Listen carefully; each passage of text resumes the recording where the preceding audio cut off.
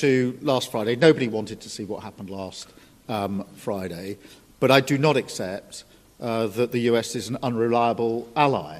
The US has been a reliable ally to the UK for many, many decades and continues to be. There are no two countries as closely aligned as our two countries, and our defence, our security and intelligence is intertwined in a way no two other countries are. So it's an important and reliable ally for us. The discussions we've had today, particularly the coalition of the willing, is on the basis that this is a plan that we will work with the US and that it will have US backing. So that is the purpose of the plan, and that is why I spoke to President Trump last night before we developed the work on this. The whole point of a guarantee for any deal, or if there is a deal, is to preserve the peace.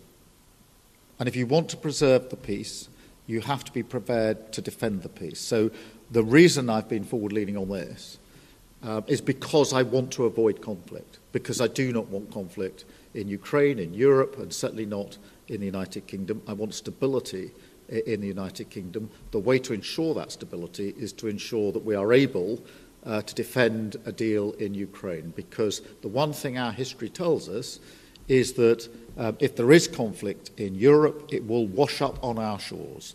And already in the last 3 years, what's happened in Ukraine has had a massive impact on many working people back here in the United Kingdom, because their bills have gone up, their energy bills have gone up. There's been an instability in our economy caused by that conflict. So we are not unaffected by it. And of course, our own security and defence depends on the defence and security of Europe. So every step I am taking is in order to preserve peace, to avoid conflict, because the safety and security of the British people is my number one duty and responsibility, and I take it very seriously. The question of responsibility, I do think the United Kingdom should step up and lead. We have done that historically as a nation, and we need to do it again, and that is why we're moving forward on this. On the coalition of the willing, yes, a number of countries have indicated today that they want to be part of the plan that we are developing.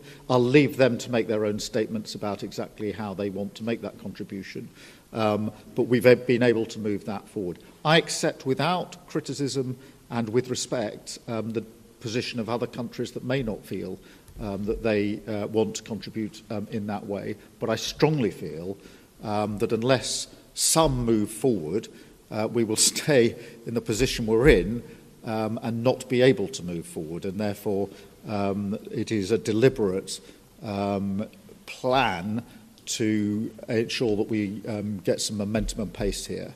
And it is intended to preserve the peace, and it's intended to ensure that we stay in lockstep with the United States, which is my strongly held belief the best way to preserve security and defence in Europe and security and defence in the United Kingdom. Thank you.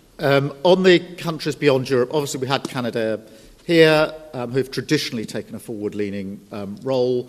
They've been working very hard with us on issues like training, and they've been a reliable ally, and I'm encouraging of that because they are already deeply vested in Ukraine. As I say, they've worked on the training amongst other things.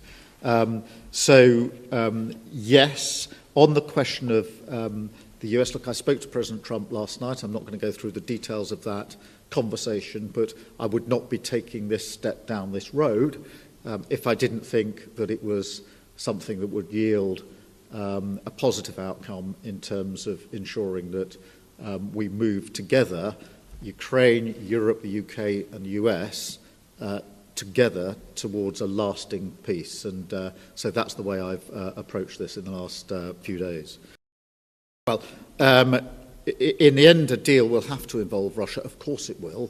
But we can't approach this on the basis that Russia dictates the terms of any security guarantee before we've even got to a deal. Otherwise, we won't make any progress at all.